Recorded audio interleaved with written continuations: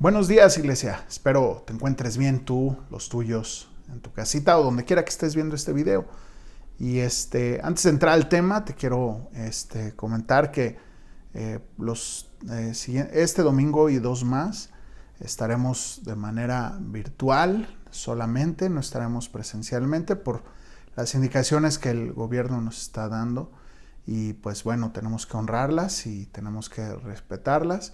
Y pues bueno, estaremos solamente virtualmente, seguiremos subiendo las enseñanzas y pues quiero hacerte hincapié en algo, en que te conectes a la célula virtual, a que no te aísles de ser parte de la iglesia.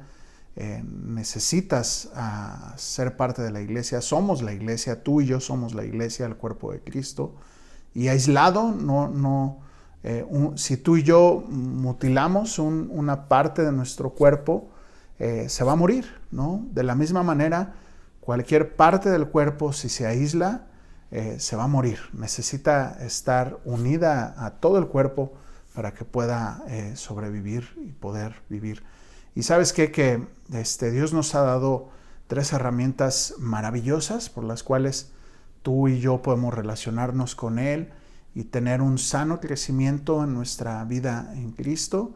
Una es su palabra, la oración y la iglesia. Estas 3 maravillosas herramientas que Dios nos ha dejado y son el vehículo por el cual tú y yo nos relacionamos con el Señor, ¿no? Definitivamente a través del Espíritu Santo, indiscutiblemente nadie podrá relacionarse con el Señor o conocer al Señor si no es con la ayuda de nuestro maravilloso Espíritu Santo, pero nos ha dejado estas 3 herramientas gloriosas, y si tú dejas una de ellas, es muy probable que mueras. Si lees la Biblia, no oras, es muy probable que mueras de una desnutrición espiritual. Si tú oras pero no lees, es muy probable que mueras de una desnutrición espiritual.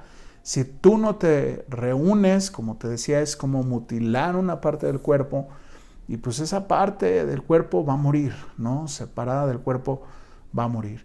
Por eso es que Dios ha dejado estas 3 maravillosas herramientas para que tú y yo nos desarrollemos. Y el medio o la forma en la cual estamos haciendo ahorita, en medio de esta circunstancia de no podernos reunir, ¿no? Físicamente cada domingo, son las células. Por lo cual, de verdad, te invito en el nombre de Jesús que te conectes a tu célula, que seas responsable de tu vida espiritual. Y mira, ahí podemos orar unos por otros, estudiar la palabra, estar en compañerismo, estar en comunicación unos con otros, viendo las necesidades y como dice en Hebreos, exhortándonos también unos a otros. Y eso se da aquí en cortito. De verdad te quiero hacer mucho hincapié en esto. Conéctate a tu célula. Mira, no lo hacemos por... alguna vez alguien me dijo, perdóname porque no me conecté a la célula. ¿Sabes qué? No es para mí, no es por mí, es por todos nosotros. Lo necesitamos, tú lo necesitas, yo lo necesito, todos lo necesitamos. Necesitamos estar unidos, juntos, como un cuerpo. Y así es como vamos a crecer y a madurar y a seguir en esta carrera que el Señor nos tiene en esta tierra. El que se aísla, mira, yo no conozco a alguien que diga, yo vivo mi cristianismo por allá, fuera, lejos, y sobreviva. Normalmente muere, termina lejos de Dios, termina en una vida miserable en pecado, y luego ya regresan todos dolidos, lastimados, habiendo lastimado a más gente. Entonces, Dios nos quiere evitar todo eso. Entonces es necesario que pues nutramos nuestra vida espiritual a partir de la oración, de la lectura de la palabra y de la comunión unos con otros. Entonces, necesario que te conectes a tu célula. Hay células miércoles, jueves y viernes. el sábado es de jóvenes, necesario que te conectes. Si no puedes viernes, está la del jueves. Si no puedes jueves, está la del miércoles. Entonces, de verdad te invito a que seas parte de la iglesia, que no te aísles. Si tú no eres de Semilla Guadalajara, tienes otra iglesia, haz todo lo posible por reunirte con tu iglesia, si es virtual, virtual. Si no hay alguna actividad, pues desde luego eres bienvenido aquí, ¿no? De manera temporal, ¿no? En lo que se restablecen las reuniones presenciales, pero de preferencia sé parte de tu iglesia. De la misma manera, los que somos de aquí de Semilla Guadalajara, seamos parte de la iglesia. De verdad, si en el momento que abramos en 3 semanas, primero Dios, abramos las reuniones, no vas presencialmente, pues conéctate a tu célula. Mínimo indispensable, por lo menos eso, ¿no? Y bueno, ya otro día hablaremos de este tema más profundamente. Pero bueno, te invito. Será lamentable, triste para mí, de repente escuchar que ya no están en la fe algunos. Será triste, ¿no? Y más triste para ti, si es así, porque entonces expones, como lo estudiamos en Hebreos hace unos mesecillos, un par de meses, ¿no? Que ya no hay más sacrificio que hacer, ¿no? Entonces, pero bueno, ya ese es otro tema. Te lo digo en el nombre del Señor, con mucho temor de Dios. Te digo, conéctate a tu célula, seamos parte de la iglesia. Yo no podría vivir mi vida actual sin tener comunión con mis hermanos. No podría, simplemente no podría. No podría que pasaran 2, 3 semanas y pienso en las caritas de muchos de ustedes y yo no podría vivir mi vida sin saber cómo están, qué están pasando, sin platicar con ustedes, sin poder orar mutuamente. Entonces nos necesitamos. Y así Dios lo dispuso. En fin, cierro este paréntesis o esta nota para continuar con nuestro estudio en Juan. Abre tu Biblia en Juan 5. Vamos a continuar en este pasaje, en el capítulo 5. Y solo a modo de ponernos en contexto, vimos del verso 1 al verso 18, 17, cómo el Señor va a Jerusalén a celebrar tal vez una de las fiestas que eran de peregrinación, a las cuales tenían que ir de manera presencial a Jerusalén.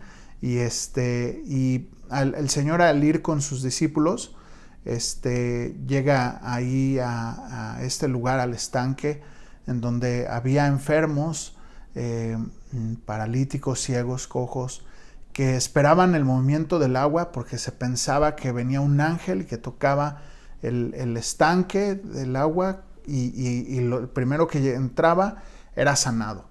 Y el Señor ve a este hombre paralítico de 38 años que llevaba paralítico, y el Señor lo sana. Le dice, ¿quieres ser sano? Y él le responde, pero Señor, apenas se mueve el agua, cuando yo ya voy, ya otro me dio gane. No hay quien me lleve, le dice, ¿no? Entonces hace evidente su incapacidad de poder recibir la sanidad física. Hace evidente esto, lo cual necesario para nosotros reconocer nuestra incapacidad de ser sanos de cualquier tipo de pecado, de ser sanos de nuestra enfermedad más grave que tenemos, que es el pecado.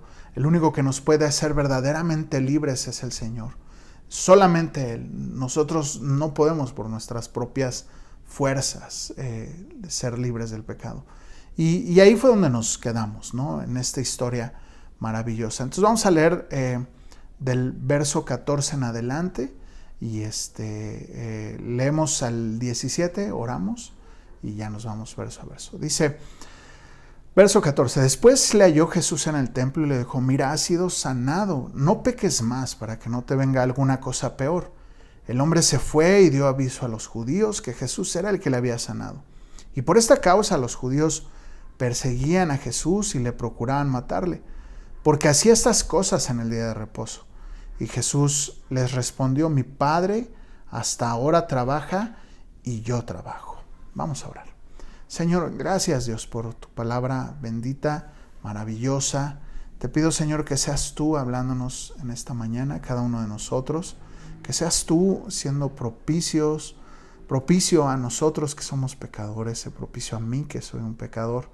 Te necesito, Señor. No puedo yo vivir esta vida sin ti. No puedo vivir esta vida sin tener una comunión contigo. Ayúdanos, Señor, así como este hombre que tú sanaste en aquel momento, así, Señor, necesitamos que tú nos sanes, necesitamos de ti, no podemos por nosotros mismos, nuestro pecado muchas veces nos rebasa, pero tú eres el único que nos puede hacer verdaderamente libres. Háblanos, Señor, en esta mañana, ayúdanos a entender tu palabra, ayúdanos a estar concentrados, no distraídos en lo que tú tienes para hablarnos a cada uno de nosotros, en el nombre de Jesús, amén. Bueno, algunas cositas que quisiera yo subrayar. Por ejemplo, verso 14 dice que el Señor le halló en el templo y le dijo: mira, has sido sano, no peques para que no te venga alguna cosa peor. Definitivamente algo que me llama la atención de este hombre es que el Señor lo encuentra en el templo, ¿no? No lo encuentra distraído, no lo encuentra en la fiesta, ¿no? Así ya soy sano, entonces ahora vámonos a la fiesta, sino lo encuentra en el templo, lo cual es maravilloso, hace evidente que este hombre anhela conocer al Señor, anhela relacionarse con Dios, anhela buscar de Dios. Y entonces el Señor se le para enfrente y le dice: es que ya no peques más, porque te puede venir algo peor, y definitivamente lo peor sería el infierno, algo peor que 38 años paralítico, pues el infierno. Entonces le dice: ya no peques más, camina tu vida en santidad, en una relación con el Padre, ¿no? Obviamente esto lo estoy dando por entendido de que seguramente todo eso viene implícito en el no peques más, ¿no? Y en el ejemplo que el Señor habría de ponerle no solamente a él, a sus discípulos, ¿no? De cómo relacionarse con el Padre, etc. Por eso me encanta la actitud del hombre, de este hombre, que al recibir la sanidad, lo primero que hace es ir al templo a darle gracias a Dios, y ahí el Señor es donde se lo encuentra. Entonces el hombre, ahora si te acuerdas que le preguntaron los judíos: ¿por qué haces esto en el día de reposo, que era cargar su lecho? Y este hombre va y les da aviso a los judíos que Jesús era el que lo había sanado. De alguna forma, este hombre va siendo obediente a lo que le preguntan, y va y ahora sí les dice: miren, él fue, ¿no?, quien me sanó. Ahora, este tema del día de reposo es interesante porque los judíos tenían mandatos que ponían por encima de los mandatos de Dios o que regulaban los mandatos de la ley, ¿no? Uno como el del día de reposo, el cual los judíos ponían ciertas reglas prácticas para evaluar qué hacer y qué no hacer en el día de reposo. Hasta dónde sí era lícito y hasta dónde no era lícito hacer ciertas cosas en el día de reposo. Por eso es que ellos no podías cargar cierta cantidad de peso en el día de reposo, porque entonces se convertía en una transgresión a la ley, según ellos. Entonces, al ver que ven a este hombre cargando este lecho en el día de reposo, pues le dicen: no te es lícito andar cargando eso en el día del reposo. ¿Te acuerdas que le reclaman, no? Y entonces dice que, verso 16, que por esta causa los judíos perseguían a Jesús, procuraban matarle, porque hacía estas cosas, ¿qué cosas? Sanar gente en el día de reposo. Primer punto que quisiera que conversáramos tú y yo, que observáramos, es este tema del día de reposo. Marcos 2:23 al 28, si gustas acompañarme ahí en tu Biblia, Marcos 2:23. Aconteció que al pasar él por los sembradíos un día de reposo, sus discípulos, andando comenzaron a arrancar espigas. Entonces los fariseos le dijeron: mira, ¿por qué hacen en el día de reposo lo que no les es lícito? Pero él les dijo: ¿nunca leíste lo que hizo David cuando tuvo necesidad y sintió hambre él y los que estaban con él? ¿Cómo entró en la casa de Dios, siendo Abiatar sumo sacerdote, y comió los panes de la propiciación, de los cuales no les es lícito comer, sino solo a los sacerdotes, y aún les dio a los que con él estaban? También les dijo: el día de reposo fue hecho por causa del hombre, y no el hombre por causa del día de reposo. Por tanto, el Hijo del Hombre es Señor aún del día de reposo. Qué interesante conversación tiene el Señor con los fariseos, como siempre, con los religiosos, en donde los religiosos le reclaman al Señor: oye, tus discípulos andan haciendo cosas, haciendo labores de trabajo en el día de reposo, cuando no les es lícito hacer estas labores. Y el Señor les responde acerca de una historia de David, el rey David, en donde en algún momento que tuvieron hambre y andaban huyendo él y los que venían con él, y entran al templo y agarran pan, y pan que solamente podían comer los sacerdotes, y David agarra, come pan y le da a los que venían con él, como diciéndoles: oye, o sea, si está ese pan, pues es para alimentarse, o sea, no sea religioso, ¿no? Es interesante porque esta frase religioso, bien la aplicamos en cosas o muchas veces la aplicamos en cosas que realmente sí tienen una implicación de santidad, una implicación de cuidar las cosas que realmente son importantes para Dios.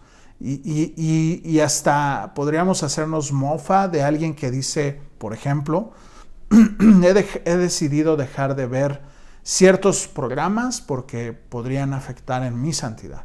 Y por ahí alguien podrá decir: qué religioso. Y ¿sabes qué? Que todo lo contrario, está guardando de lo que se está alimentando, está guardando lo que está viendo, ¿no? Porque dice que la ventana del alma son los ojos, lo que entra, eso es lo que tú y yo nos estamos alimentando. De la misma manera que cuando venimos a la palabra de Dios y de eso nos alimentamos, eso es lo que está en nuestro corazón. Y entonces de lo que estamos alimentando en nuestro corazón, pues eso va a convertirse en lo que somos, ¿no? Y hasta en nuestro tesoro. Y eso va a determinar hacia dónde vamos a dirigir nuestros pasos. En fin, ¿no? Te cito ese como un ejemplo acerca de repente este mal uso de qué religioso es. Pero en ciertos casos sí aplica esa frase de que, qué religioso eres, ¿no? O el religioso. ¿Y sabes en qué aplica? Para que nos quede un poquito más claro. Cuando tú y yo le queremos poner estatutos a la ley o a las personas, aún por encima de los que nosotros podríamos cargar, y aún estatutos que ni siquiera Dios ha pedido. Por ejemplo, ¿no? Si yo, el mismo ejemplo, si yo dijera, yo he decidido no ver la tele, por decir, ¿no? He decidido no ver ningún tipo de programa en la televisión. Y está bien, ¿no? Para ti, pues, chido, ¿no? Yair, para ti. Pero en el momento que yo eso se lo empiezo a exigir a los demás y a recriminar a los demás y decirles: dejan de ver la tele, lo cual pues no estaría mal, ¿no? Dicho sea de paso, entre paréntesis. Pero si yo les dijera, no, como un mandato, como si fuera uno de los mandatos de Dios, entonces ya ahí esa actitud entonces se convierte en una acción religiosa, porque estoy poniendo algo que sí puede contribuir a mi santidad, pero sería muy distinto, ¿sabes qué? Oye, te invito, mira, y dar hasta ciertos argumentos, a exigirlo como si fuera un mandato, ¿no? Ahí es en donde sí podría aplicar qué religioso. Ahora, regresando al día de reposo estrictamente, la actitud religiosa de ellos era esa: ponerle reglas, estatutos, por encima del verdadero significado que había detrás del día de reposo.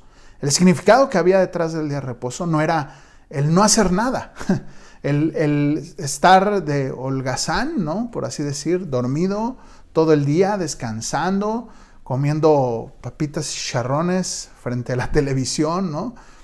Como tal vez nuestra sociedad nos ha vendido que es el día domingo, el ir al tianguis, comprar el desayuno, regresar y seguir acostados viendo el fútbol.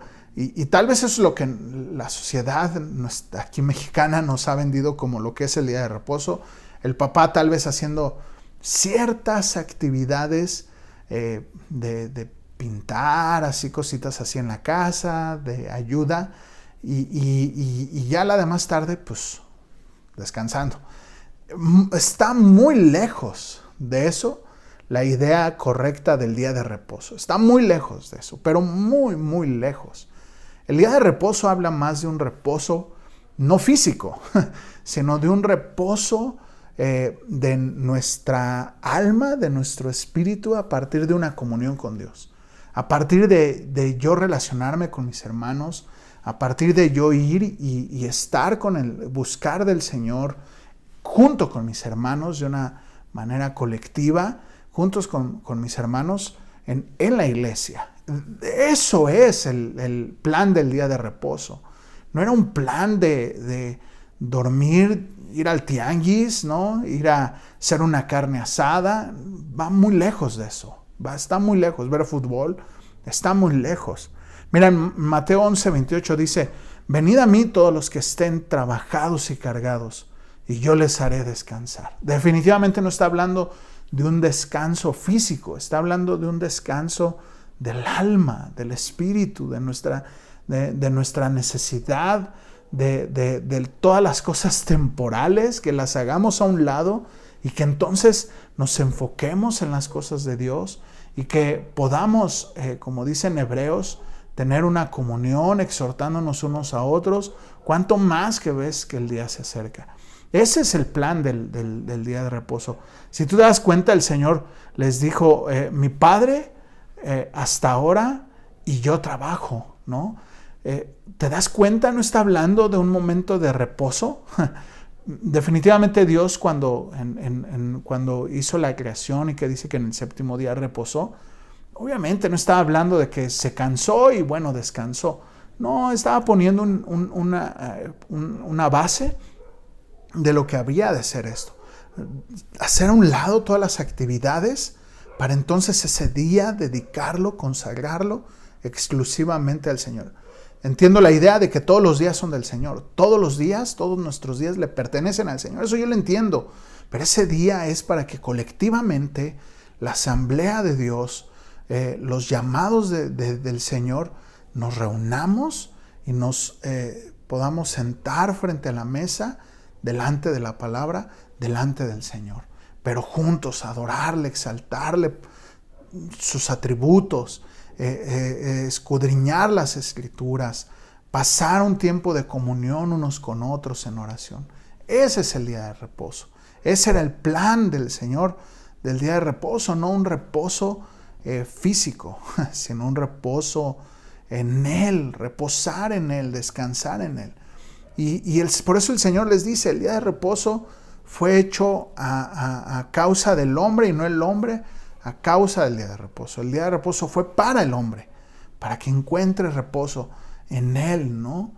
Como dice el Salmo 23, ¿no? Señor es mi pastor, nada me faltará, por lugares de delicados pastos me hará descansar, ¿no?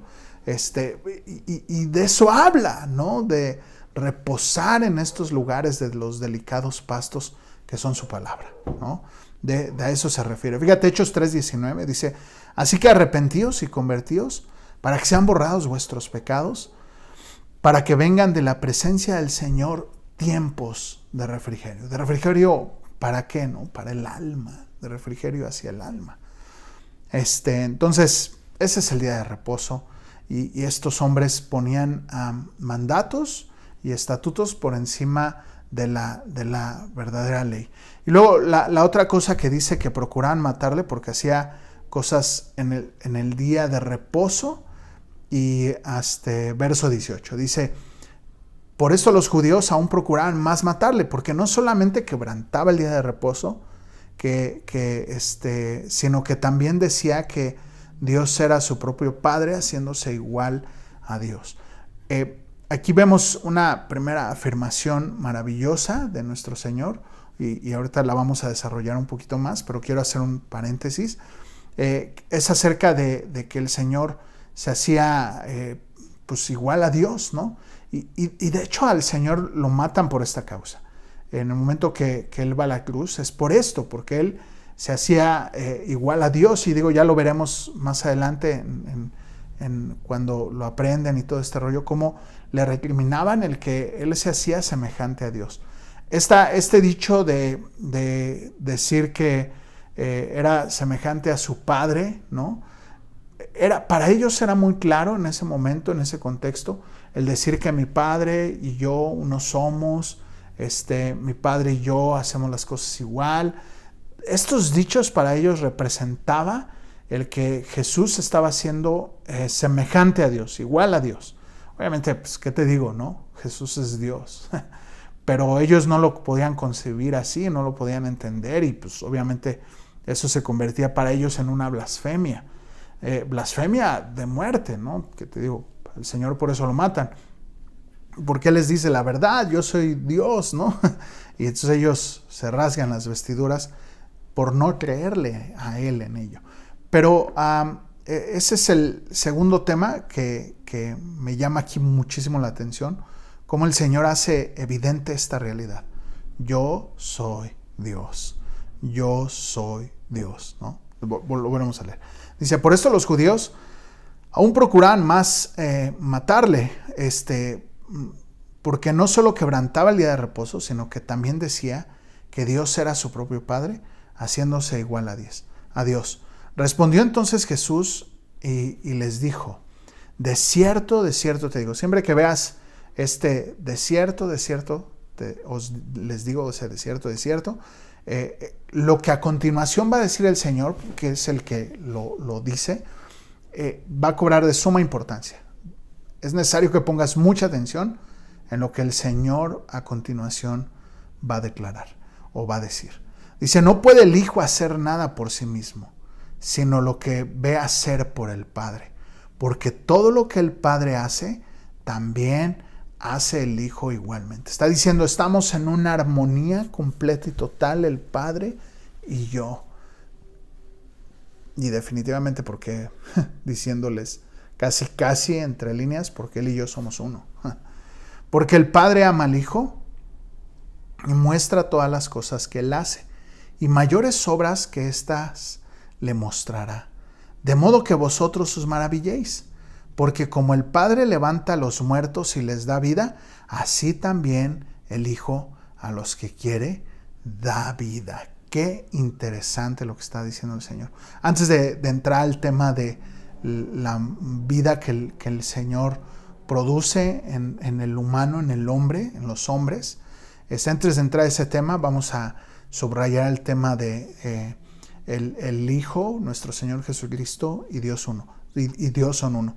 Quiero antes de entrar bien en ese tema, quiero decirte mucho de lo que el Señor está diciendo en relación Hijo-Padre. Es una base que Él nos está dejando para que tú y yo aprendamos a cómo relacionarnos con el Señor. De la misma manera que así como el Hijo no puede hacer nada que el Padre no haga, que el Padre no diga, de la misma manera tú y yo no podríamos hacer nada, no deberíamos de hacer nada que el Padre no lo haya dicho antes. ¿Te das cuenta cómo mucho de lo que el Señor hizo en esta tierra sería un ejemplo para nuestra manera de relacionarnos con Dios? En la oración, cuando Él les dice, cuando le pregunta a los discípulos, ¿cómo vamos a orar? Él les dice, bueno, a partir de ahora ustedes van a orar así, Padre nuestro. Esa frase Padre nuestro para los judíos era inconcebible. Tanto así que era el eterno, el innombrable, el yo soy, el alfa, el omega, pero nunca jamás sería mi Padre. No había esa relación, hijos, Padre. Era como subirse a un lugar que no les correspondía. Pero ahora con Cristo el Señor nos deja este precedente o esta base para que tú y yo aprendamos a cómo relacionarnos con el Padre, definitivamente a través de Él. Y ahorita se va a ampliar el tema. Y mira, Efesios 1 del 15 al 23, dice, Efesios 1 del 15 al 23, por esta causa también yo, habiendo oído de vuestra fe en el Señor Jesús y de vuestro amor con todos los santos, no ceso de dar gracias por vosotros, haciendo memoria de vosotros en mis oraciones, para que el Dios de nuestro Señor Jesucristo, el Padre de gloria, os dé espíritu de sabiduría, de revelación en el conocimiento de Él, alumbrando los ojos de vuestro entendimiento, para que sepáis cuál es la esperanza a la que Él os llamó, y cuáles son las riquezas de la gloria de su herencia de los santos, y cuál es la supermanente grandeza de su poder para con nosotros los que creemos, según la operación de su fuerza, la cual operó en Cristo resucitando de los muertos y sentándole a la diestra en los lugares celestiales, sobre todo principado, autoridad, poder, señorío y sobre todo nombre que se nombra, no solamente en este siglo, sino en el venidero, y sometió todas las cosas bajo sus pies, y lo dio por cabeza sobre todas las cosas a la iglesia, la cual es su cuerpo, la plenitud de aquel que todo lo llena en todo. Te quiero decir, el Señor Jesús tiene debajo de sus pies a todo. Él es el Señor de todas las cosas. Él es Dios mismo. Él es el alfa, el omega, el principio y el fin. Él es la plenitud, en Él está la plenitud de la deidad. Él es Dios mismo. Entonces, los judíos no podían concebir esta idea. No podían entender que nuestro Señor Jesucristo era igual a Dios, porque Él es Dios. Ahora tú y yo lo entendemos, lo tenemos claro en las Escrituras. Y no solamente un pasaje, Juan 1:1, en el principio era el Verbo y el Verbo era con Dios. Y el Verbo era Dios, ¿no? Y todas las cosas por Él fueron hechas. Y nada de lo que ha sido hecho fuese hecho, ¿no? El Señor no solamente es el creador de las cosas, sino es el que sustenta todas las cosas. Porque la tierra sigue girando, ¿no? Imagínate que el Señor, hablando del día de reposo, que el Señor descansara en el sábado, ¿no? En el Shabbat, y pues así ahí se ven, ¿no? Yo me voy a dormir un rato. Y, híjole, habría miles de infartos el sábado, ¿no? La gente se moriría, caerían meteoritos, la tierra dejaría de girar. No, por supuesto que no. El Señor no solamente es quien creó todas las cosas, sino quien las sustenta con el poder de su palabra. Él es Dios. Por eso a ellos les hacía cortocircuito el hecho de que Jesús dijera, yo soy Dios mismo. Porque ellos esperaban un Mesías que los liberara de la opresión romana, de la esclavitud física. Lo que nunca entendieron y siguen sin entender los judíos es que nuestro Señor Jesucristo vino para liberarlos de algo más de una opresión más grande que la física de la esclavitud romana. Su opresión es la esclavitud hacia el pecado, es más grande que cualquier esclavitud física. Y de eso es en lo que el Señor les quería liberar. Verso 21. Porque como el Padre levanta a los muertos y les da vida, así también el Hijo a los que quiere da vida. Porque el Padre a nadie juzga, sino que todo el juicio dio al Hijo, para que todos honren al Hijo como honran al Padre. El que no honra al Hijo, no honra al Padre que lo envió. ¡Wow! ¡Qué declaración tan más impresionante está haciendo el Señor en este momento! Porque lo que les está diciendo, el Señor me ha dado toda la autoridad, no solamente de dar vida, sino también de traer juicio. El Señor está diciendo, Dios me está dando la autoridad no solamente de dar vida, sino de traer juicio. Y aquí va a abrir la conversación hacia dos temas cruciales que tú y yo necesitamos poner atención. Uno, a la vida eterna, al nuevo nacimiento, a la nueva vida que el Señor produce en el creyente, de la muerte espiritual a la vida, y a aquel que no recibe esta vida, el juicio. Estos dos temas fundamentales en nuestra manera de concebir el cristianismo, de nuestra manera de concebir la vida en Cristo. La vida eterna, el nuevo nacimiento muy entrelazados, la vida que el Señor va a producir en los hombres y también el justo juicio de Dios. Mira, te lo voy a volver a leer para que ahora sí, con el entendimiento de lo que te acabo de decir, puedas observar. Dice, porque el Padre levanta a los muertos y les da vida. Así también el Hijo a los que quiere les da vida. Definitivamente no está hablando de una vida física, ¿no? De alguien que muere y que resucita en este plano, sino está hablando de aquel muerto espiritual al cual el Señor, nuestro Señor Jesucristo, le da vida.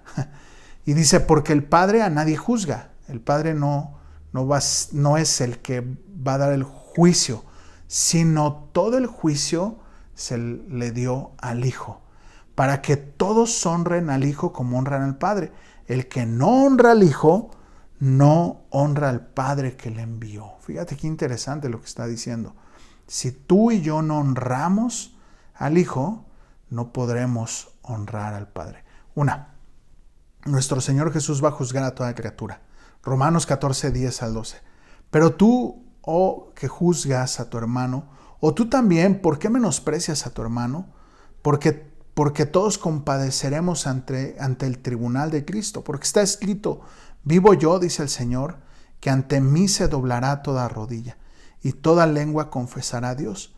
De manera que cada uno de nosotros dará cuentas de sí. Un día todos vamos a dar cuentas ante el Señor Jesucristo. Todos, absolutamente todos.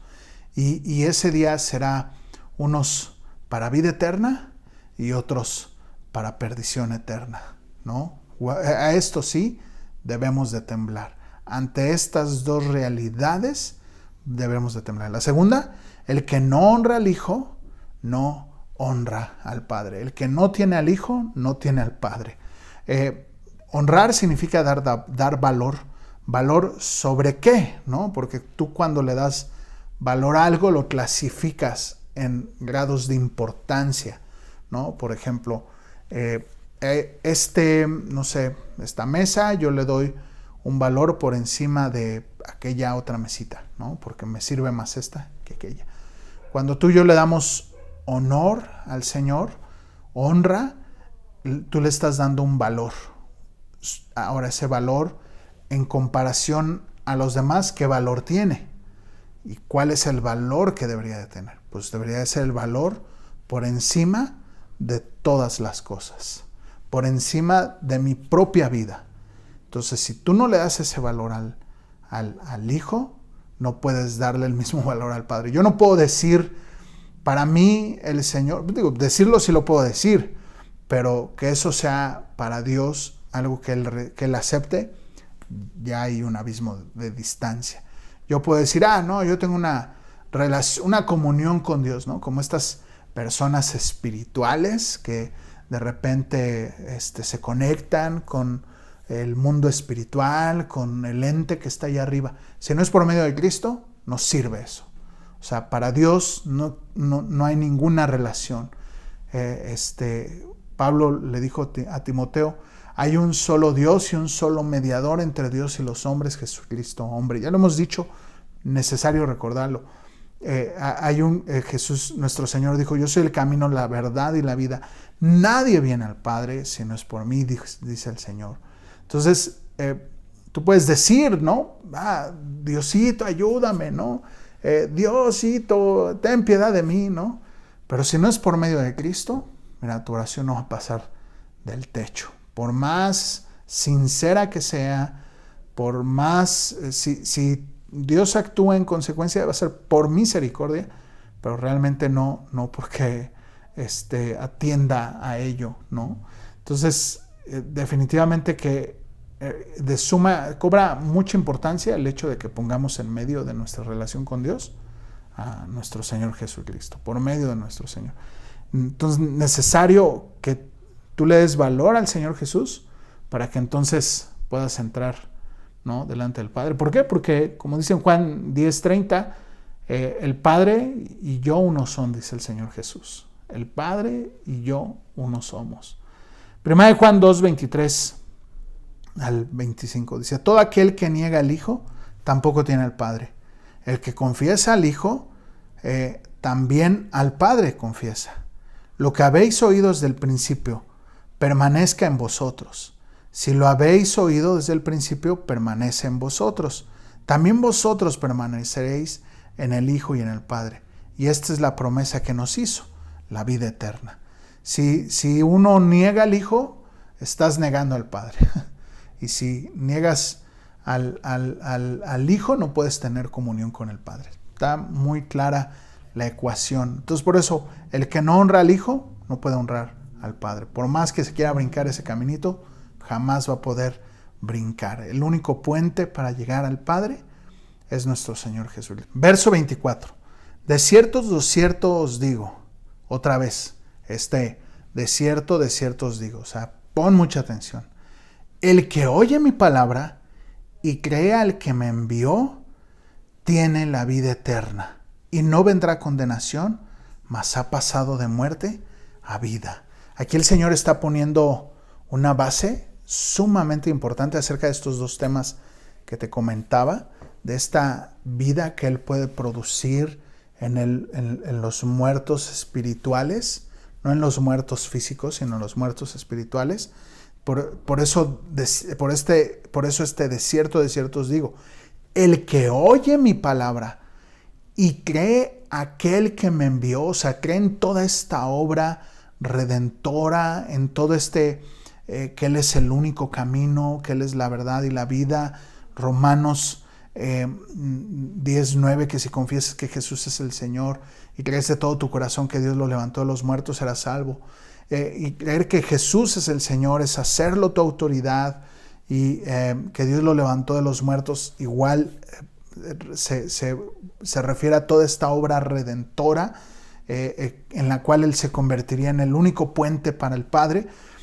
Dice, entonces tiene la vida eterna y no vendrá condenación, mas ha pasado de muerte a vida. Aquí hay un tema acerca de los muertos espirituales. En la Biblia se denomina o se cataloga o se clasifica a aquellos que viven una vida lejos de Dios, así ajenos de la vida de Dios. Esos son muertos espirituales. Y solamente nuestro Señor Jesucristo es el que puede dar esta vida espiritual. Esta muerte significa separación. Entonces, es aquellos que han vivido, están viviendo una vida separada de Dios, ajenos de las cosas de Dios. Por eso es que están muertos espiritualmente, aunque están vivos físicamente, muertos espiritualmente. Fíjate lo que dice Efesios 2 del 1 al 10, nos va a dejar un poquito más claro. Dice, y Él les dio vida a vosotros cuando estabais muertos en vuestros delitos y pecados. Fíjate, Él les dio vida a vosotros cuando ustedes estaban muertos en vuestros delitos y pecados, en los cuales anduviste en otro tiempo, siguiendo la corriente de este mundo, conforme al príncipe de la potestad del aire, o sea, viviendo conforme al príncipe de la potestad del aire, que es Satanás, el espíritu que ahora opera en los hijos de desobediencia, entre los cuales también todos nosotros vivimos en otro tiempo, en los deseos de la carne, haciendo la voluntad de la carne y de los pensamientos, haciendo mi voluntad. Esa es una persona que vive separada de Dios, ¿no? Muerto espiritualmente.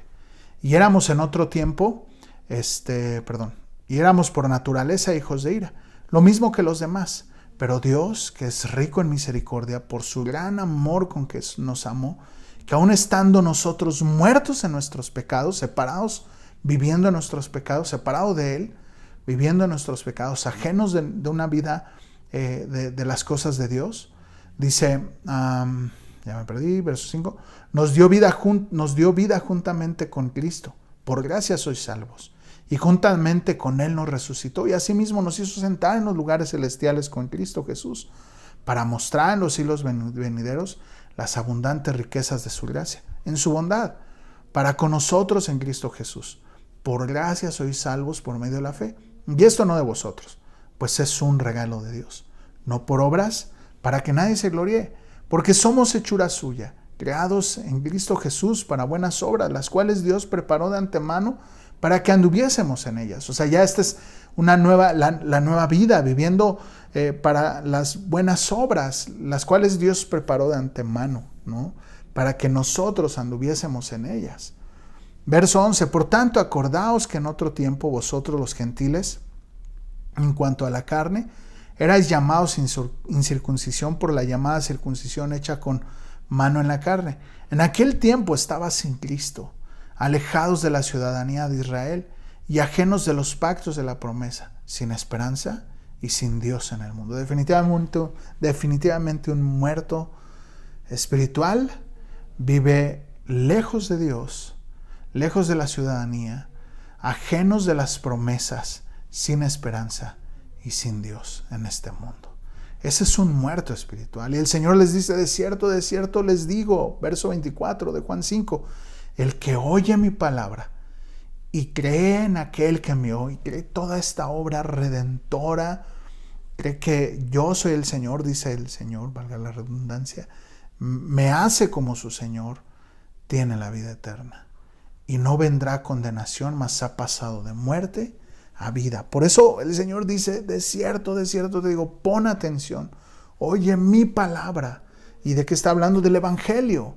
Es clave esto, escuchar el Evangelio, saber cuál es el Evangelio, que Él murió por nosotros, que Él vino y pagó nuestros pecados.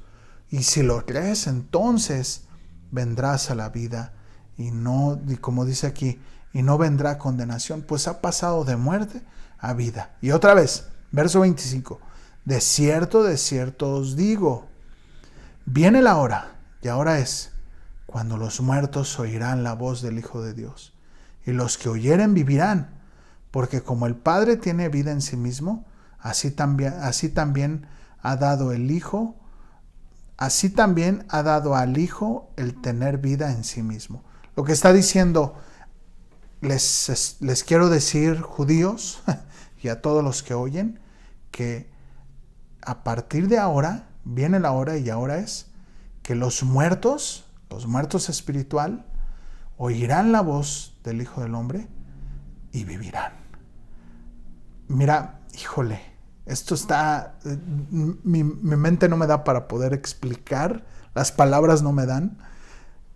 Ojalá me pueda conectar mente con la lengua, pero lo que te quiero decir es, necesitas oír el Evangelio para poder vivir. Necesitas venir a su palabra para poder vivir. Necesitas escudriñar las Escrituras. Mira, Juan 5:39 dice, escudriñad las Escrituras, porque a vosotros os parece que en ella tenéis la vida eterna. Ellas son las que dan testimonio de mí, y no queréis venir a mí para que tengáis vida, dice el Señor en Juan 5:39, 40. Necesitas venir a la palabra de Dios, necesitas escuchar la palabra de Dios. Dice que la fe viene por el oír, y el oír la palabra de Dios. Necesitas venir a ella, escuchar el Evangelio, escuchar su palabra, y entonces rendirte al señorío de Él, para que entonces puedas recibir la vida. Como dice, posiblemente hemos andado como muertos en esta tierra, vagabundos, sin Dios, sin esperanza, ajenos de las cosas de Dios.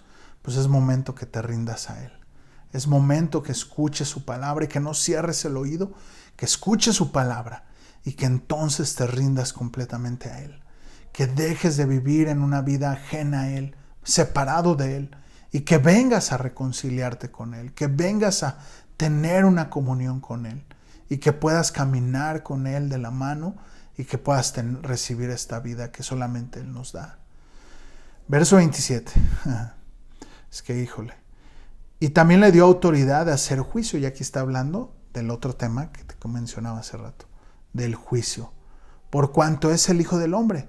No os maravilléis de esto, porque vendrá ahora cuando todos los que están en el sepulcro oirán su voz, y los que hicieron lo bueno saldrán a resurrección de vida, mas los que hicieron lo malo a resurrección de condenación. Aquí, ahora sí, está hablando de los muertos físicamente, que en aquel día en donde escucharán la voz del Señor y unos resucitarán para vida eterna y otros para condenación eterna. Estas son dos verdades, mi hermano. Dos verdades que van a suceder. Una, si tú no le rindes tu vida al Señor Jesús, si tú no tienes una comunión con Él, si no vives en evidencia, si no se hace evidente el nuevo nacimiento en tu vida, un día el Señor va a llamar a cuentas a todos. Dice Hebreos 9:27, de la manera que está establecido para los hombres que mueran una sola vez y después de esto, juicio. Ese día despertarán para dos cosas. Uno, como aquí lo dice, para resurrección de vida, y otros, los que hicieron lo malo, los que no lo recibieron, los que no oyeron su palabra. Y el oír su palabra no solamente es de, yo ya la oí hoy, ¿no? No, es de darle honor a su palabra. La misma idea de honor, darle autoridad a su palabra en tu vida, darle valor por encima de todas las cosas a su palabra. Oír su palabra y creer en toda la obra redentora que Él ha hecho, ¿no? Que Él es el único mediador, Él es el único y suficiente mediador entre Dios y los hombres, el cual, mira, el Evangelio es que por cuanto todos pecamos, estamos destituidos de la gloria de Dios, pero bendito el Señor Jesucristo que pagó por nosotros. Ese es el Evangelio, esa es la buena noticia. Evangelio significa buenas noticias. La buena noticia es esa, que Él murió por ti y por mí, pero para poder recibir el perdón de nuestros pecados, Romanos 10:9. Si haces a Jesús tu Señor y tu suficiente Salvador. Tu Señor, donde Él manda, yo obedezco. Y si no lo recibes y no vives de acuerdo a eso, mira, suspiro porque quisiera que no decirlo, pero lo tengo que decir. Es mi responsabilidad decírtelo. Un día, cuando tú y yo terminemos en este plano, vamos a despertar o a resurrección de vida o a condenación. Como lo vimos, Hebreos 9:27, está establecido que el hombre muera una sola vez y después de esto muerto. Mira, Apocalipsis 20, con esto termino. Apocalipsis 20, 11, 15. Y vi un gran trono blanco, al que estaba sentado en él, delante del cual huyeron la tierra y el cielo, y ningún lugar se encontró para ellos. Y vi a los muertos, grandes, pequeños, de pie ante Dios, y los libros fueron abiertos. Y otro libro fue abierto, el cual es el libro de la vida. Y fueron juzgados los muertos por las cosas que estaban escritas en los libros, según sus obras. Y el mar entregó los muertos que había en él, y la muerte y el Hades entregaron los muertos que había en ellos, y fueron juzgados cada uno según sus obras. Y la muerte y el Hades fueron lanzados al lago de fuego.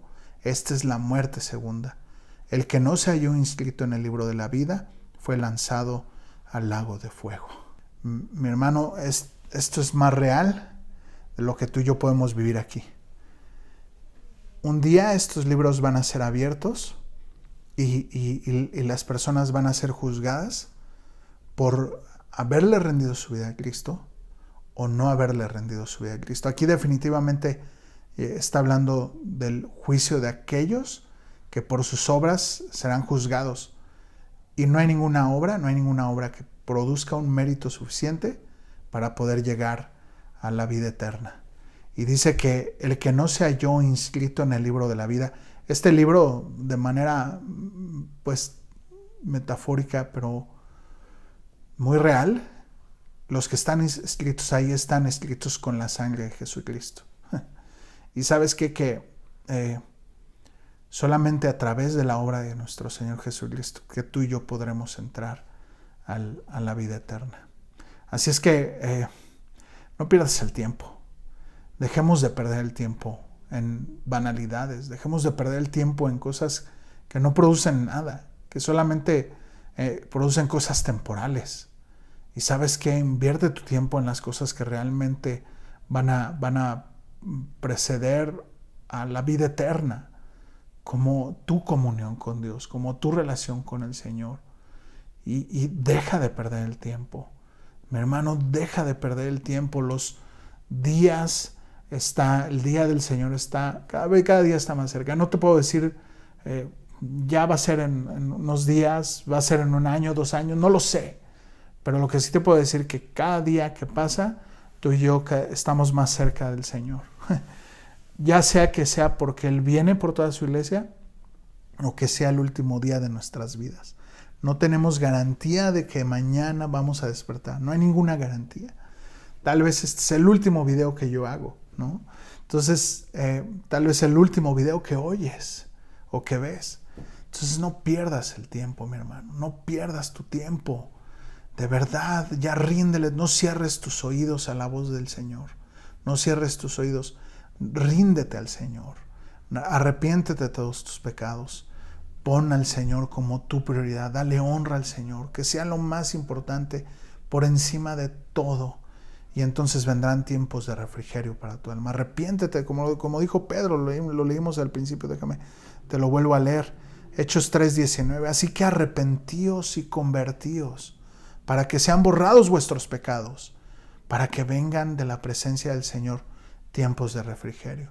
Dejemos de perder el tiempo. Dejemos de perder el tiempo, familia. Redimamos el tiempo. ¿Cómo?